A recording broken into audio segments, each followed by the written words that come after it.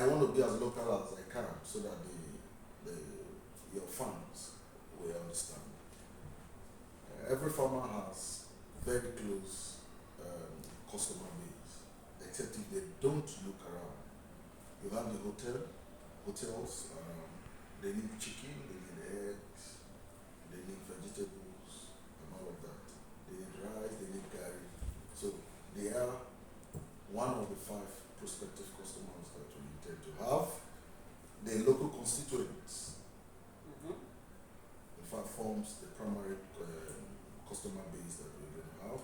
The supermarkets, and then remember I told you that our farms are children of a main body, the road trucks, interbase. So we have customers that we have had sound relationship with, that naturally speaking, if we introduce them to our farms, they are willing and able and available to have what we will be bringing to the market. There's no businessman that after business he doesn't eat, so they will be needing our products. So it even makes it easier for them to come to work, and then while they're going, they take 2 bags of rice, 10 crates of eggs, and all that back home. So it's 5. Well, practically there is always that readily available market for farmers, because food, it's one of these number 1 primary needs As long as you're living. of man. Okay, so can you tell us, this your customers that are looking at, do you have any existing relationship with them, or what's the nature of the relationship that you have with them, or are they people that you intend to initiate a relationship with? I do not have to say that I have any customer base that I need to work on. The T3 project is going to be starting on a flat surface. Wisdom Bank Farm has started. So I will not be bringing in the customer base from that side to the T3 project. But for the benefit of your farms, I will be working on the T3 project so that they can also be encouraged. You don't need to have a customer base to start your farm. As soon as you start your farm, be very sure that out of the 200 million and over of Nigerians that are out there, there are a lot of them that are willing and asking for farm products to be targeted towards them. Yes, foods to be targeted towards them. So getting a readily available market is not a problem. It's there. So how do you get this market? Through adverts. Advert is simply an attraction of the attention of others. You can do this through your social media platform, digital market space. You can also do this by speaking to one person who speaks to another. You can share flyers, you can introduce banners, and all of that. Through radio programs, people will know that your farm exists. It's just a token is enough, to do this advert. And then you can as well bring in reduce costs. Sales discounts, yes. It becomes an incentive that draws customers to you. Where people get a crate of egg, for instance, and I'm going to be reducing most of my examples to this crate of egg because that's what we readily know, in our market. Where you get a bag of gari at say 5,000 naira, and I'm willing to offer it at 4,800. That 200 naira is enough to move customers from the side. Every customer wants to buy. So the customer base is available. Yours is to determine what principles you want to work with to bring them to you. Okay, can you give us like a forecast for the next 2 years of your business? So let's trim it down to just 1 year. Okay, I can. Of course, I will. I will be speaking based on an already experience that I gained from Wisdom Farms, so that becomes a reason why I'm bold about the T3 project, and that's the same reason why I'm also giving hope to our farms out there. I will be limiting our projection on poultry farm. Yes, if I start with 2,500 balls, layers precisely, and all factors being in place feeding them well, and giving them the necessary vaccinations and medicines that they need. And a very reduced rate of eggs that they should be able to produce is 2 per day. So it means to say we'll be projecting. That's very obtainable. Yes, very, very obtainable. So it means to say we'll be getting about 5,000 eggs in a day. Because we have 12 months that some months are not complete, some are over complete. Let's just take a base of 30 days in a month. So if we get 5,000 eggs per day, multiplied by 30 days, we'll be having 150,000 eggs in a month. If a crate of eggs is 30 in a crate, if you divide 30 by 150, you'll be having 5,000 crates. You divide the 150 by 30 crates. Yes, Okay. by 30 crates. Or let me just not even be too petty in terms of giving hope in a month, but let me just give you a hope of a year. 150,000 eggs in a month by 12 months, divided by 30 eggs, that makes a crate. You'll be getting 60,000 crates of eggs So what about losses? in a year. So, plus or minus, because I said we'll be using automated battery cages, So the losses are very minimal. But because we want to give incentives to our workers, because we want to give space for losses and some form of challenges along the line, we'll be ready to say 1,000 eggs, crates of eggs can go missing, maybe for cracks and all of that. So we'll be having 59,000 crates of eggs in a year. And in 2 years, we have 118 crates, 118,000 crates of eggs. Now, this is what I want to say as part the money inflow. If we have 118,000 crates of eggs for 2 years, that's 24 months, like you asked, I will be willing to sell at 2 different prices. The first price, judging from the present rate of crate of eggs, which is sold at 2,100 naira, because the customers will have to travel to our farm. And remember, I told you we'll be giving incentives to our customers. I may not be willing to sell even at 2,000. I might be willing to sell at 1,800 naira. So it covers for the transportation, the discomfort, and all of that. If you multiply 1,800 naira by 118,000 crates of eggs, that's what.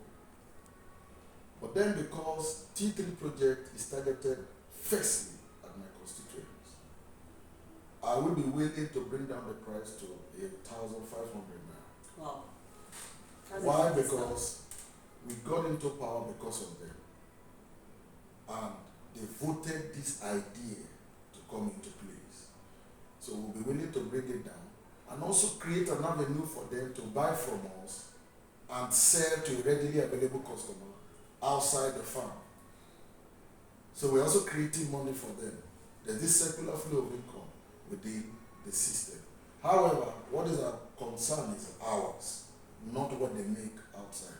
So our projection at 1,500 naira to a constituent who is willing to show his PVC as a citizen of Ajaokuta local government area, whether they voted us or not, because they are patriotic enough to have a PVC at 18 years, then I'll be selling at 1,500 naira to them. So multiply that by 118,000 crates. If we eventually sell all of that, the sum is mind-boggling. This is going to motivate some of us to localize our PVC in Agribusiness. Please do. So that I we will can be taking get advantage them of at this. discounted prices. Yes, I'll be taking advantage of this moment if I'm permitted to ask Nigerians to go for their PVC. You already have seen an advantage of owning one. Benefits are attached to it. Not only is it giving you an opportunity to decide who becomes your leaders, who becomes rulers over this nation. Nigeria has been bleeding, hunger has been on the rise. We need leaders who are going to be able to change this narrative. Thank you. you've been talking about your constituents buying from you. Looks like the Wisdom Bank stuff is just for your constituents. Do you actually look at the side of exportation? Yes, before I answer that, they say charity begins at home. So it is not wrong if I start with my constituents first. Yes, I look at a projection wherein we'll be attending to international demands. Yes, it is not only those who go to US, who live abroad that should send to us. We should also look at the point where we'll also be sending to them. And they'll be buying from us. Yes, we look at a time when we will be harvesting and selling to the foreign market in the areas such as our meats, like when we go, before we even talk about the ostrich farming, we have bulls, okay, we can sell to the foreign nations. Even our poultry farms, our products from there can also be sold. And then we also have the ostrich farm. In the ostrich alone, we have a lot of demands in the international market, housed in just one ostrich. What do we have? We have the oil, ostrich oil, we have the fat, we have the skin, we have the feather, and we have the meat. 5 in 1. And they go in, they buy them in good. So you buy products? In good dollars. Make money? Yes, I want to buy products. And this is not forgetting that the dongs too are also good for international markets. Yeah, and the dongs too are also good for as an input into our farms. Just like every other animal husbandry we are going into, their dongs are good for manure. Okay, that being said, I want to ask you a very technical question. You know, when you start a business, they say your team can make you or man you. So we are looking at your staffing systems. Are you looking at bringing in people that already have expertise, like they have experience, technical know-how, or you also be mixing the inexperienced, the greenhorns, or just people that already have experience, hands-on experience? Okay, the T3 project is going to be looking at everybody on a zero level. If you had an experience, it's not going to be taken as an experience. Wow. That's for our farmers. We're going to be training our farmers. Especially. We're going to be introducing you into our system. We believe you know nothing, next to nothing, because you may know and the next person doesn't know. So we have to start from the zero level. Now when we start from the zero level, yes, we will be training you as our farmer. We will introduce you to our facilities. You will work with us for 2 years to the minimum. And if you are not willing to continue with us, you are free to take it back. But there should be a value system wherein what we imparted into you, you are able to deliver it also to us. And then you also have a benefit accrued to you. We'll be paying you. We're not going to be working freely. But what I told you from the beginning was that we are bringing in modernization into our kind of farming, so that we do not believe that any farmer knows it all. So as you come, we train you on the modern techniques in farming. Particularly to Wisdom Bank farm? Well, to T3 project. Okay. Don't forget. To T3 project, because in the Wisdom Bank farm we already have our farmers. Okay. Yes, but the T3 project, why I'm limiting myself to T3 project is because our viewers are learning from me as a beginner. Okay. Yeah, so I'll be also encouraging them that this is how I started the Wisdom Bank farm that qualified me to be interviewed today. So we'll also be starting the T3 project, and tomorrow there'll be a reason for a repeat of this kind of interview. Now, if we have you in the farm, but we train you, we are not just introducing modernization, we're also bringing in consultants, qualified consultants, expertise, yes.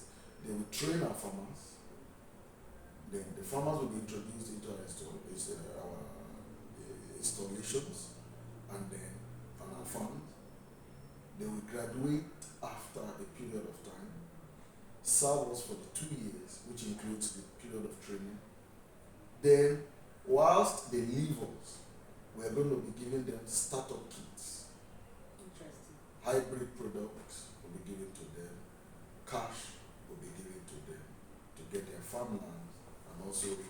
more people. So that And then means there will be an indirect way it's like of an teaching outgrower scheme.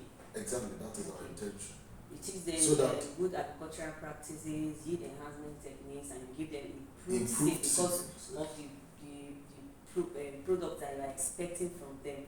exactly. So it Because has to with match time, to the standard. with time our farms of the may farm. not be able to meet up with demand. So that some of these people may not also have a ready-made market available, to them. They could want to come through us. So because we have taught them the standard, So you cannot bring a less than 3 kg chicken to us when you know that our standard is 3 kg and above. So because we have trained you, you will know how to feed your chicks and your chickens properly, and then in turn sell to us. We buy, there's money available, and we also sell, meeting up with demand.